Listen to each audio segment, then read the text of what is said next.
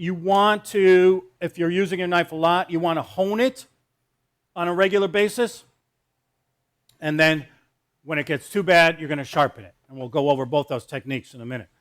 The purpose of honing is not to sharpen, but what happens to a knife blade as you use it, when it's perfectly sharp, let's picture our knife blade like this. As it begins to get use, it goes like this. Now that's, very, very fine. When it needs to be sharpened, it's probably like this, okay? When I hone it, it takes away these burrs. So I bring it back to that point. A honing steel can be bought as steel. There's also diamond honing steels, or diamond steels. If you want to spend the money, the diamond does a good job, but you don't need to do that. You can actually use a ceramic dish to hone, because you're basically trying to find something a little bit more resistant than the knife blade that will take those burrs off. Right? So let's talk about the honing process, because there's honing steels for all of you upstairs, and it's worth giving it a little bit of a try. Anyone know what angle all our knife sharpening and honing should be done at? 20 degrees, about 20 degrees, all right? So 20 degrees. Someone said, well, you can put 2 pennies on something, and you put your knife next to the 2 pennies, and that's about 20 degrees. The easier way, really, 90, 45, 20, 22 and a half, okay? Just keep doing it in half about, all right?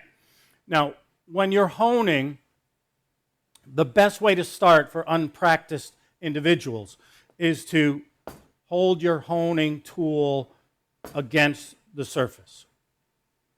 We don't need to get crazy and hold it way up here, like you see on TV where they're going like this, okay? I had a student years ago that he had been in the business, and this is when you get in trouble because students like to kind of show off a little bit for each other, and he was going to demo for someone his skills in honing. So he was going like this, and all. He just put him down like this, and then he grabbed his finger, and he walked over to the first aid kit. So his little demo didn't work out so well. Notice this design, if you will, on a honing tool, so that your fingers don't go any farther. So you don't want to hold your honing tool like this. Right? Knife grip. When you're honing, it's probably going to be a little bit different than when you're cutting. When you're honing, I would probably kind of choke up a little bit, but I wouldn't have any fingers up on the blade. So I'm going to kind of hold it like this.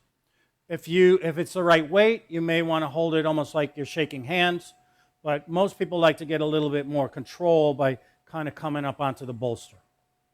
When we're honing, we want to start at the heel and go all the way to the tip. We want to do each side equally.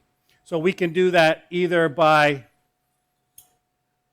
flipping the knife over, or for some people, it's easy to go like this. You don't need to do it any more than about 6 times on each side.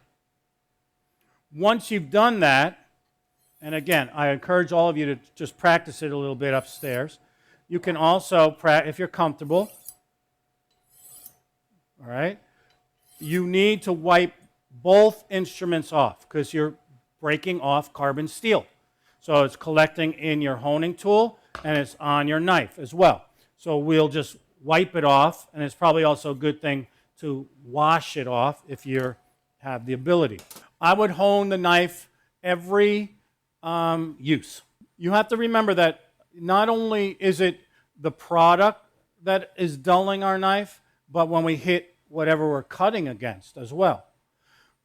I say to my student, if I wanted to, could I cut on this tabletop right here? Could I cut on this tabletop? Sure.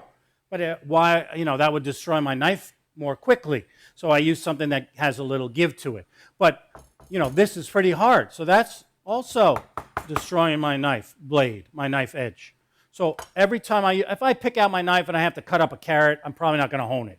But if I'm cutting up 5 carrots and a few tomatoes and a potato, I probably would. Nothing wrong with doing that. And then you probably save yourself from having to sharpen only once every several months, probably, okay? When it gets so bad that you're going to have to sharpen, there are sharpening tools out there that are single block sharpening tools, and then there are sharpening tools that are referred to as tri-stones. You have a rough, a medium, and a fine on a tri-stone. I don't know, about $200, I think, for this, okay? You can probably buy a sharpening, like a diamond sharpening block for under $100. Or for the amount of use that you guys might be doing, take it to a professional every once in a while. But you have to remember that a sharp knife is a safe knife. A dull knife is a dangerous knife. So you want to keep your tools sharp.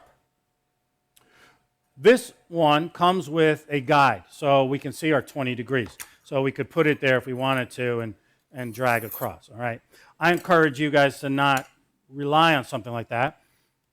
They also have some very good automatic sharpeners, right, that you can pull through, or electric sharpeners, and I think they're okay, actually.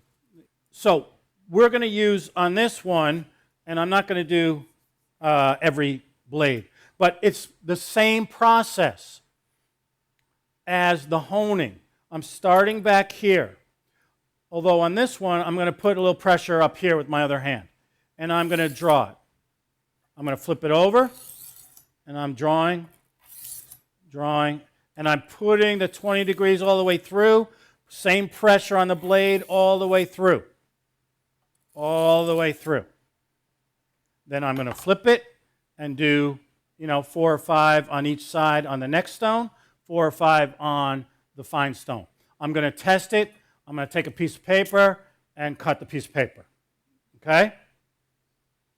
Why did I wet it? For lubrication. I want it to be able to slide along the stone. There's oil stones, and then there's stones that are meant to be used with water. I prefer water here just because we're moving them around the lab, and I don't want oil spilling on the floor and that sort of thing. And it tends to gunk up. And what happens too, you're supposed to use mineral oil, and students run out of mineral oil, and they start using olive oil and canola oil and that kind of stuff. So if we just stick to water, we'll be okay. This program is brought to you by Miami Culinary Institute at Miami-Dade College. For more information about the schools and the culinarium program, please visit www.miamidadeculinary.com or call 305-237-3276.